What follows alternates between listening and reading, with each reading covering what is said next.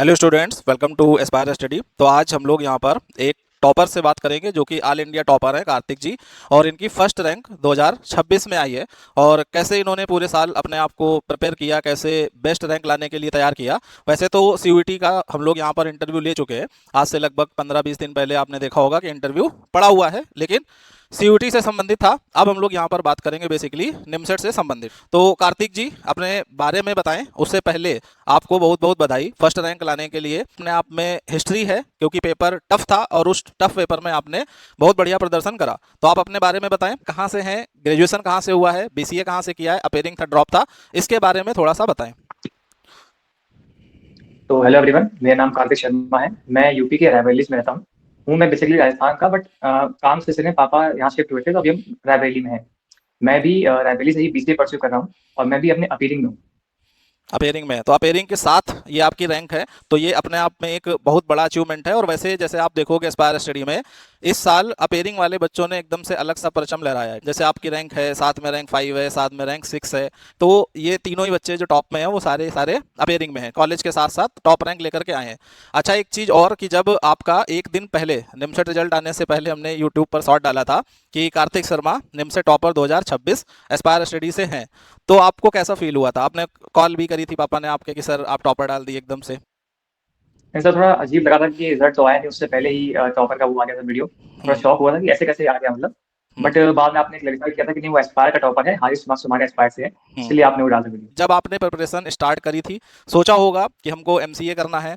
तो दो क्वेश्चन है इसमें कि आपने क्यों एमसीए को ही चुना कि हमें एमसीए में ही अच्छा करना है, क्योंकि और भी बहुत सारे ऑप्शन होते हैं। और फिर कब से आपने प्रिपरेशन स्टार्ट कर दी, किस तरीके से आपने सोचा कि हमें एमसीए की तरफ जाना है? सो बेसिकली मैंने 12th क्लास में देखा था कि क्या करियर एक्सप्लोर कर सकते हैं हम लोग 12th क्लास के बाद में। तो मेरे पास ऑप्शन थे, जेई था ऑप्शन बहुत अच्छा, बट उसमें केमिस्ट्री की वजह से मैंने जेई नहीं किया। हम्म। तो मैंने देखा कि और कौन से ऑप्शन है जहाँ पे हम सॉफ्टवेयर डोमेन में जा सकते हैं। तो मुझे एक जो बेस्ट ऑप्शन लगा, मैथ्स भी थी, मैथ्स में थोड़ी पसंद भी थी, थोड़ी स्ट्रॉन्ग भी थी मेरी। तो मैंने मैथ्स से ही फिर पूरा वो देखा कि हाँ, नेचर में मैथ्स आती है और हम एमसीए कर सकते हैं। और जो अपॉर्चुनिटीज मिलती है एमसीए के बाद, वो ऑलमोस्ट बीटेक की इक्विवेलेंट ही होती है। तो इस वजह से मैंने एमसीए का डिसाइड किया था। कब से आपने प्रिपरेशन शुरू कर दी, कैसे डिसाइड करा? अरे फर्स्ट ईयर तो मैंने कोई भी तैयारी नहीं की थी। फर्स्ट ईयर मैंने सिर्फ कोडिंग पे ध्यान दिया, थोड़ा बहुत, कॉलेज गया आराम से। जैसे ही थोड़ा कि अब टाइम आ रहा है, तैयारी करनी पड़ेगी, तो मैंने सेकंड ईयर के, आई थिंक मिड की या लास्ट में मैंने तैयारी शुरू कर दी थी अपनी। हम्म। और शुरुआत में मैंने अपना पूरा मैथ्स कंप्लीट किया लेक्चर वगैरह से, यूट्यूब लेक्चर वगैरह से।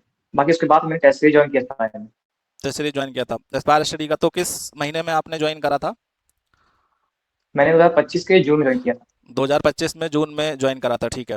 तो उसके बाद में जब हम्म। आपने टेस्ट सीरीज ज्वाइन कर ली और जब टेस्ट वगैरह देने स्टार्ट करे शुरू में, तो कितने टेस्ट टोटल आपने एक साल के दौरान दिए? क्योंकि 6 जून को आपका पेपर था और लगभग आपने जून में ही 10 जून या 1 जून बता रहे हो आप ज्वाइन करा था।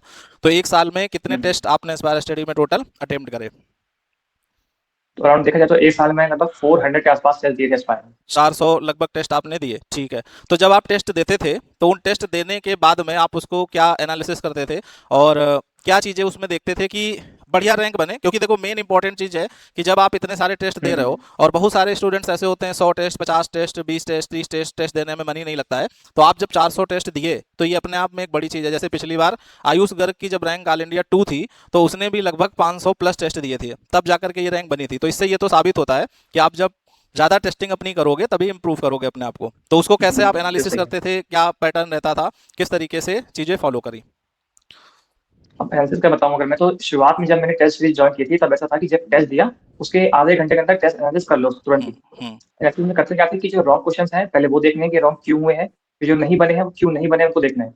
ये देखने के बाद हमको जाना है राइट क्वेश्चन पे। राइट क्वेश्चन में बहुत टाइम हमको नहीं लगाना कभी भी। राइट, हमको बस ये देखना है कि राइट क्वेश्चन में हमने जो मेथड यूज किया, क्या उससे कोई शॉर्ट मेथड है कि नहीं। अगर है तो हमें वो सीखना पड़ेगा, क्योंकि आपको हर चीज एक्सप्लोर करनी है। एग्जाम में कब क्या आ जाए किसी को नहीं पता है। इसलिए आपको हर मेथड देखना पड़ेगा, कौन सा मेथड शॉर्ट है, कौन सा सही पड़ेगा, कैसे हम उसको कर सकते हैं नए नए मेथड। शुरुआत में, हाँ। लास्ट में क्या पैटर्न था आपका? हाँ। लास्ट में सीन ये पड़ गया था कि मैं मल्टीपल कोचिंग में था, तो टेस्ट बहुत हो रहे लास्ट टाइम में। हम्म। तो जब बहुत टेस्ट हो गए थे तो एनालाइज करने का टाइम नहीं मिला था सबका। तो ऐसा था कि मैं करता क्या था, जब एक बार बहुत सारे टेस्ट हो गए 10-15, तो उनको एक साथ एनालाइज करो पूरे को। क्योंकि अगर फुल मार्क्स की बात करूँ तो अराउंड 20 मिनट लगते हैं मुझे फुल मार्क्स को एनालाइज करने में पूरे को। तो जब 10-15 टेस्ट हो गए एक बार में, तो मैंने सारे टेस्ट को एक बार में एनालाइज करता था, ताकि मेरे प्रैक्टिस भी क्वेश्चन की और टेस्ट भी एनालाइज है मेरे। क्योंकि तुरंत बात करना एक फीजिबल नहीं था, क्योंकि टेस्ट बहुत सारे दिए होते थे मुझे एक दिन के अंदर। ठीक है, तो टेस्ट सीरीज के साथ साथ में एस्पायर स्टडी में कोई कोर्स और ज्वाइन करा था? हाँ, मैं सीयूटी मैंने आपसे कहा था कॉम्प्लीमेंट्री कोर्स के लिए, थोड़े लेक्चर्स के लिए कंप्यूटर के लिए, वो मैंने ज्वाइन किया था, बट हाँ, मैंने ज्वाइन किया था उस कोर्स को भी। ज्वाइन कर दिसंबर के पास, दिसंबर के या शायद हाँ दिसंबर में ही लगभग आपने कहा था हाँ, कि सर दिसंबर के मैथ्स का लास्ट तो में, हाँ। सिस्टम ठीक बन रहा है लेकिन अभी कंप्यूटर का वो हुँ, फील नहीं आ रहा है, तो उसकी वजह से लेक्चर दे दीजिए, कॉल पे आपने शायद बोला था। Yes sir. ठीक है, उसके बाद में आपको कंप्यूटर का कोर्स दिया गया, तो सीयूटी में आपका एक टॉप हुँ, रैंक निकल के आया। हुँ, एक और डाउट बच्चों का रहता है कि बुक्स क्या फॉलो करें, सीट्स कैसे लगाएं, क्या अलग से तरीका अपनाना चाहिए, क्योंकि जो चीज़ें आपके पास हैं उसकी वैल्यू जैसे आपने करी कि हमें हुँ, इतना मिल हुँ। रहा है तो इतना हमको करना है, तो ये सब बच्चे नहीं कर पाते हैं, तो उनके लिए क्या मोटिवेशन की आने वाले सालों में भी वो ये बात ध्यान रखें। ये गलती जो बहुत बच्चे करते हैं कि वो अपने रिसोर्स को लिमिट नहीं करते हैं। उनका होता है कि हम जो चाहें वो लगा लें, ये नहीं करना होता कभी भी। आप जब तैयारी शुरू कर रहे हैं, तब आप 1 या 2 बुक को अपने फिक्स कर लीजिए कि हमें ये करनी है। हम्म। जैसे मैंने अपने शुरुआत में अरिहंत की जो एमसीक्यू पैकेज आती है, वो की थी। बीच-बीच में मैं आर्य शर्मा भी ट्राई करा था, जो थोड़े टॉपिक हार्ड थे मेरे लिए और थोड़ा क्वेश्चन प्रैक्टिस करनी थी मुझे, तो आर्य शर्मा की मैंने ट्राई की थी बीच में। बट मेरी जो मेन बुक थी, मैंने फॉलो की अरिहंत एमसीक्यू पैकेज। उस बुक के हर चैप्टर में लगभग 2-3 बार लगा के थे पूरे। तो ये कहूँ कि अपने जो रिसोर्स है, उसको लिमिट रखो, बहुत जगह मत भागना। एक अगर 1-2 बुक लगा रहे हो, तो उसी में रहो और टेस्ट जितने हो सके उतने टेस्ट दो। ठीक है, तो और जैसे आपसे पूछना चाहें कि आपको एस्पायर स्टडी में क्या यूनिक लगा, मतलब अगर एक चीज़ आपको बतानी हो कि ये चीज़ एस्पायर स्टडी के अलावा कहीं नहीं मिल सकती, तो वो क्या चीज़ आपको यूनिक लगी टेस्ट में आपको।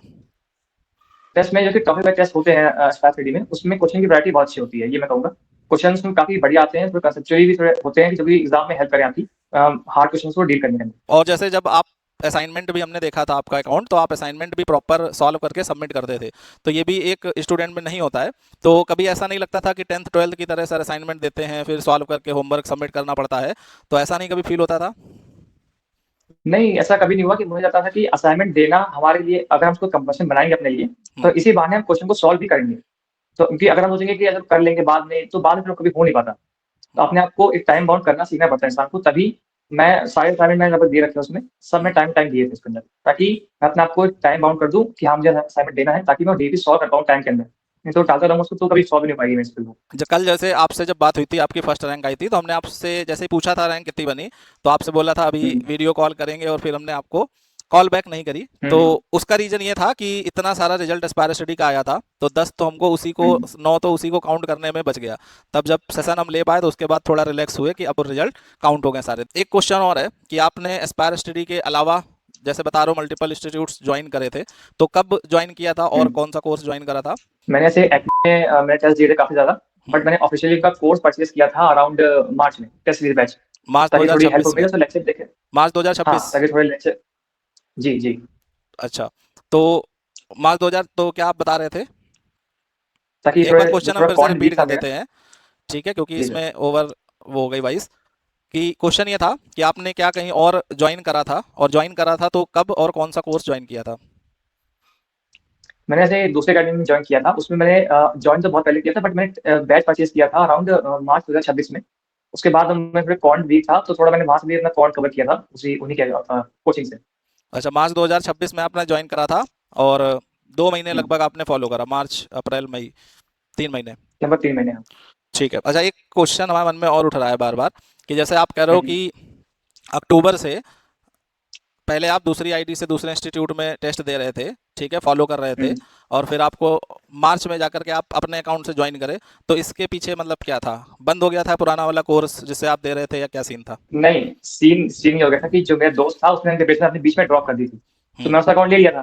बट ओवर द टाइम उसको पता नहीं क्या उसके अंदर आया, उसने वापस से प्रिपरेशन शुरू कर दिया अपनी, तो उसने अकाउंट वापस ले लिया मेरे से वो वाला। मैं कहा कि 3 महीने में क्या ही कर लेगा अब तो उसने कहा नहीं चाहिए, फिर जिद करके उसने अपने ऐड ले लिया वापस, तो फिर मुझे मजबूरन वो खरीदना पड़ा उस बैच। अच्छा ठीक है, सीयूईटी में जैसे आपने जब रिजल्ट आपका आया था, तो सीन हुआ था, तो आपने कहा था सर समझ में नहीं आया और इंटरव्यू हो गया, ऐसा ऐसा हो गया, वो क्या सीन था। हम्म। उसका ये था कि सर ने कहा था कि इंटरव्यू लिए थे, तो मैंने कहा ओके सर, कोई दिक्कत नहीं, फिर मैं इंटरव्यू दे दिया वहाँ पे।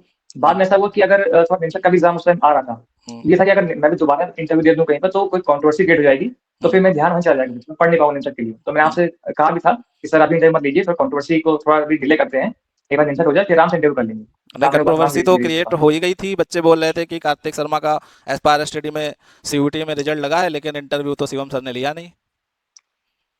हाँ, वो इसलिए कि मैंने सर को मना किया था कि अभी अगर 2 इंटरव्यू एक बार में आ जाएगा, तो कंट्रोवर्सी और बड़ी हो जाएगी फिर। हम्म। एक बार निमसक एग्जाम निकल जाए, फिर आराम से इंटरव्यू दे देंगे कहीं पर भी। ठीक है, और जैसे एक चीज़ और है, जैसे आप बता रहे हो कि क्वांट पढ़ने की ज़रूरत पड़ी लास्ट में 2 महीने में, या रीजनिंग पढ़ने की ज़रूरत पड़ी। बट हम्म, जैसा हमने चेक करा था आपका पूरा प्रोफाइल, और सारे टेस्ट आपके जो हम्म, अगस्त के थे, सितंबर के थे, अक्टूबर के थे, उस समय जो फुल लेंथ टेस्ट होते थे हम्म, तो उसमें तो आपके नंबर एस्पायर स्टडी में 700 800 850 तक नंबर आ रहे थे। और क्वांट के आप वो क्वेश्चन हम्म। अटेम्प्ट कर रहे थे जो शायद ही कोई बच्चा कर पाए। नहीं सर, वो थोड़ा सा बस वहाँ किस्मत थी मेरी उसमें, क्योंकि ऐसे प्रॉफिट लॉस हो गया, सिंपल हम्म। टेस्ट वगैरह हो गया, ये सब मेरे वीक थे, क्योंकि उस टाइम क्या था, जब आपने शूट किया था फुल मॉक्स, उसमें क्वेश्चन थोड़े कम थे, 100 के। तो ये मेरे थोड़ा वीक ही रह गया लास्ट तक, तो मैं थोड़ा और स्ट्रॉन्ग करने के लिए, थोड़ा अलग मेथड सीखने के लिए मैंने वहाँ पे लिखा था। नहीं, वीक थे तो 800 850 टेस्ट में नंबर अपने आप में एक बड़ी बात है ना, थोड़ा सा सोचने नहीं वाली सर, बात है। मेजोरिटी मार्क्स मेरे मैथ्स में आ रहे थे, बात तो ये भी समझ में नहीं, है मैथ्स कि में 600 में मैथ्स 600 में आ शुरू गए। से स्ट्रॉन्ग। मान लो मैथ्स में 600 में 600 आ गए। हाँ, कंप्यूटर में हाँ, 120 में हाँ। 120 आ गए, तब भी 720 हुए ना। साढ़े हम्म, 800 के लिए हम्म, 150 नंबर चाहिए ना क्वांट रीजनिंग में। हम्म। तो पहले से तो तैयार था आपका वो सर, चीज़। नहीं सर, तैयार तो बिल्कुल था, बट कुछ टॉपिक वीक थे मेरे कॉन्ट में भी। But hmm. रीजनिंग में क्या होता है कि कॉन्ट के क्वेश्चंस वेरी करते हैं हर बार, कभी कॉन्ट ज्यादा आ गया, कभी कम आ गया, तो इस राउंड से मार्क्स वेरी किए मेरे को। अच्छा, ठीक है। और जैसे एक क्वेश्चन कि 2027 में जो बच्चे पेपर दें, ठीक है, तो वो कौन सी गलती ना दोहराएं, और क्या क्या हम्म। बातें ध्यान रखें, क्योंकि सिलेक्शन के लिए ये भी चीज़ इंपॉर्टेंट है कि क्या नहीं करना चाहिए। करना चाहिए वो तो एक अपने आप में है ही, बट क्या नहीं करना चाहिए, क्या बताओगे आप 2027 वाले बच्चों को। मैं बस इतना कहूंगी, कंसिस्टेंट रहना है आपको, बिल्कुल लगे रहना है, बीच में हार नहीं माननी है। कभी अगर पढ़ने का मन नहीं है, थोड़ा कम पढ़ लिया, पढ़ने का मन है तो बहुत पढ़ लिया, इस तरह कर सकते हो। बट ये कि कभी नहीं पढ़ रहे हैं, कई दिन छोड़ दिए, पढ़ना मन नहीं कर रहा, ये फिर इग्नोर करना है चीज को, ये हमें बिल्कुल नहीं करना। अच्छा, और क्या करें, मतलब जैसे मैथ अगर किसी को टफ लगती है, लॉजिकल रीजनिंग टफ लगती है, ठीक है, कंप्यूटर टफ लगता है, तो वो क्या करे। अब मैथ्स की बात करूँ तो मैथ्स को सही करने के लिए सिर्फ एक ही काम है कि आप टेस्ट जितने उसको टेस्ट दें, जितने पॉसिबल है आपके पास, अगर टाइम बच रहा है तो आप टेस्ट देने किसी कहीं से भी जाके, तो उससे आपकी मैथ्स बहुत सी स्ट्रांग हो जाएगी। मुझे निमसट में मेन एडवांटेज ये मिला था कि मैंने टेस्ट बहुत सारे अटेम्प्ट किए थे, इस वजह से मैं प्रेशर को हैंडल करना सीख गया था वहाँ पर। तो मैं बहुत ज़्यादा प्रेशराइज नहीं हुआ था, इसलिए मेरे मार्क्स डिसेंट आ गए थे निमसट में। बात करें अगर रीजनिंग वगैरह की, तो रीजनिंग आप जो बेसिक रीजनिंग आती है सबसे हो जाती है वो तो, लेकिन जो क्वांट का पार्ट है उसको आपको पढ़ना पड़ता है, वो पढ़ लीजिए आप फिर, और जो रीजनिंग आपकी जो पूरी निकल जाएगी, आपको सिर्फ मॉक्स भी देने हैं, उसके बाद कुछ नहीं करना रीजनिंग के अंदर, सब उसी में निकल जाएगा आपका। बात है कंप्यूटर, इस कंप्यूटर का सिलेबस काफी, इस बार तो नया आया था सिलेबस, उसको किसी को पता नहीं था कि क्या आएगा कंप्यूटर में। तो कंप्यूटर में ऐसा है कि सिलेबस किसी को पता नहीं है एग्जैक्ट क्या आएगा। तो जो बेसिक कंप्यूटर में सिलेबस है वो आप पढ़ लीजिए, डिजिटल फंडामेंटल्स हो गए, नंबर सिस्टम हो गया, बस इससे आपका 50% निपट जाएगा आपका इससे। बाकी जो चीजें हैं वो आप टाइम टाइम पढ़ते रहेंगे नोट्स वगैरह से भी। अच्छा, और जैसे एक चीज़ और इम्पोर्टेंट है कि बेसिकली जैसे आप कह रहे हो कि कंप्यूटर में बेसिक बेसिक चीज़ें पढ़ लो और उससे आ जाएगा, बट जो इस बार क्वेश्चन आए थे थोड़े से ट्विस्टेड टाइप के थे, मतलब एक तरफ 4 क्वेश्चंस हैं, 4 ऑप्शंस हैं, मैच करना है, हम्म। ठीक है, तो उसमें कैसा टाइमिंग कंज्यूम हुआ, कैसा उसको मैनेज करा आपने। अगर मैं सच बोलूं, मैं झूठ नहीं बोलूंगा इस बारे में, कि कंप्यूटर में मैंने जो सिलेबस पुराना वाला था वही पढ़ा था मैंने। जो नया ऐड हुआ टॉपिक, ईमेल, जो ये बाकी चीजें ऐड हुई थी, ये मैंने बहुत ज्यादा पढ़ा नहीं था, मैं सुबह जब बस में था, मैंने हम्म। बस उस टाइम पढ़ा थोड़ा बहुत इस चीज को। बाकी थोड़ा बीसीए करके आया हूँ, तो उसमें भी काफी चीजें आती हैं इस कंप्यूटर नेटवर्क में, तो उससे काफी हेल्प हुई मेरी एग्जाम के अंदर।